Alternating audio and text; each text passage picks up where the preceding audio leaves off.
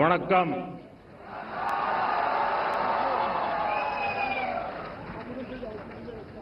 இனிய பொங்கல்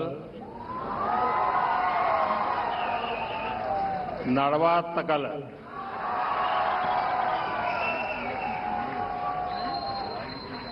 आज पोंगल एक ग्लोबल फेस्टिवल बन चुका है. दुनिया भर में तमिल समुदाय और तमिल संस्कृति से प्रेम करने वाले लोग इसे उत्साह के साथ मनाते हैं. उसमें मैं भी एक हूं.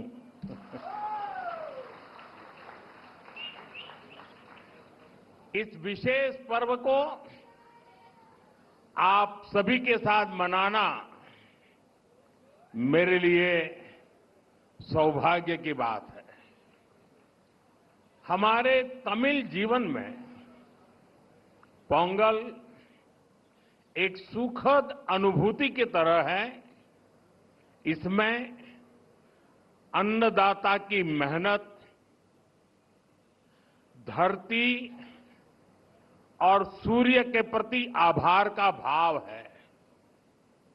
साथ ही ये पर्व हमें प्रकृति, परिवार और समाज में संतुलन बनाने का रास्ता दिखाता है. इस समय देश के अलग अलग हिस्सों में लोहड़ी, मकर संक्रांति, माघ बिहू और अन्य त्योहारों की भी उमंग है. मैं भारत और दुनिया भर में रहने वाले सभी तमिल भाई बहनों को पोंगल की और सभी पर्वों की बहुत बहुत शुभकामनाएं देता हूं. साथियों, वैसे मेरे लिए ये भी बहुत सुखद रहा है कि पिछले वर्ष मुझे तमिल संस्कृति से जुड़े कई कार्यक्रमों में शामिल होने का अवसर मिला. मैंने तमिलनाडु में 1000 साल पुराने गंगईकोंडा चोलापुरम मंदिर में पूजा की.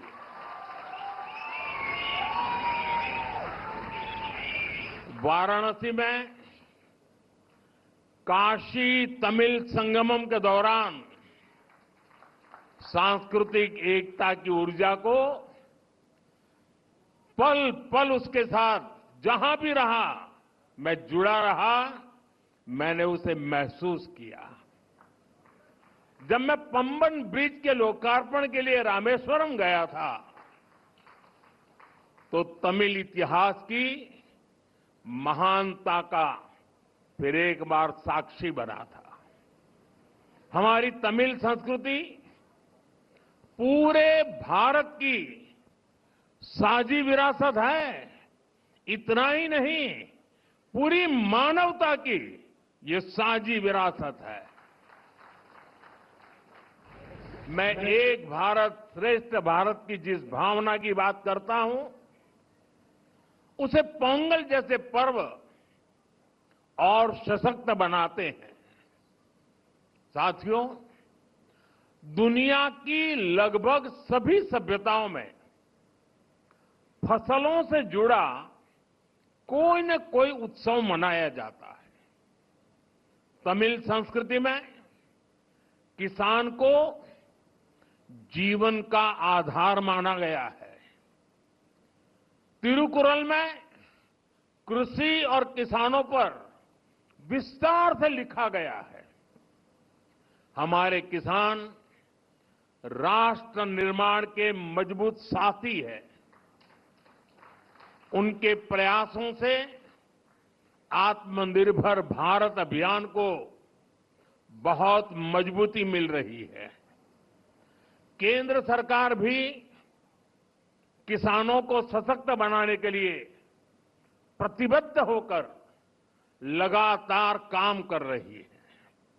साथियों, पोंगल का त्योहार हमें प्रेरित करता है कि प्रकृति के प्रति आभार केवल शब्दों तक सीमित न रहे, उसे हम जीवन शैली का हिस्सा बनाएं।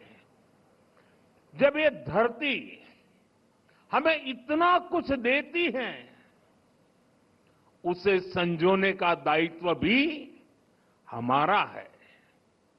अगली पीढ़ी के लिए मिट्टी को स्वस्थ रखना, पानी को बचाना और संसाधनों का संतुलित उपयोग करना सबसे जरूरी है। मिशन लाइफ, एक पेड़ मां के नाम, अमृत सरोवर जैसे हमारा अभियान इसी भावना को आगे बढ़ाते हैं। हम खेती को अधिक सस्टेनेबल और पर्यावरण के अनुकूल बनाने के लिए निरंतर काम कर रहे हैं। आने वाले समय में सस्टेनेबल खेती के तरीके, वाटर मैनेजमेंट, मैं तो लगातार कहता रहा हूं, पर drop more crop, natural farming, agritech और वैल्यू एडिशन की भूमिका बेहद महत्वपूर्ण है। इन सभी क्षेत्रों में हमारे युवा नई सोच के साथ आगे बढ़ रहे हैं।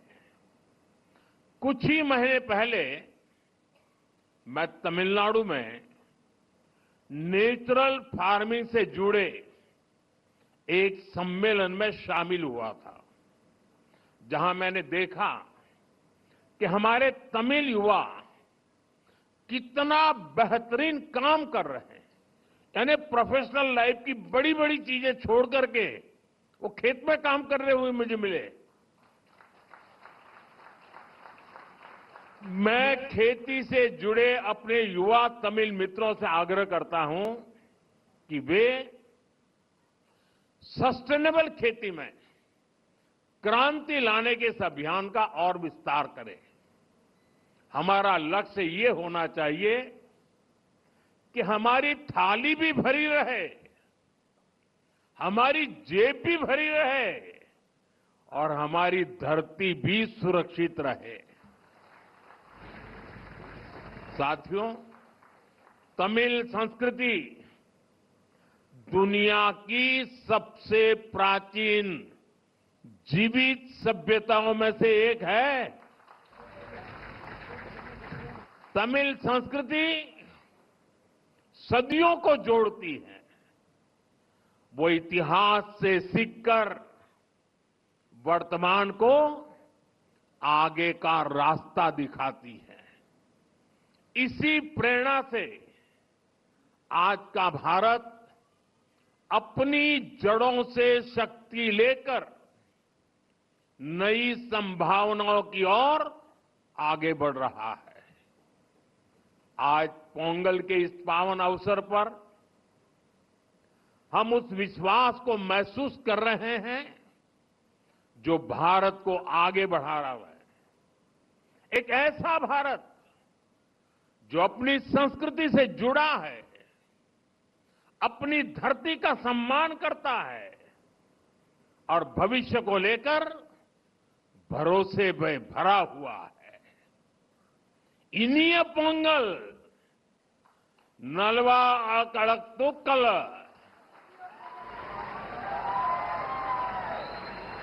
वाळगा तमिल, वळगा भारतम। एक बार फिर आप सभी को पोंगल की बहुत बहुत बधाई, बहुत बहुत धन्यवाद। वणक्कम।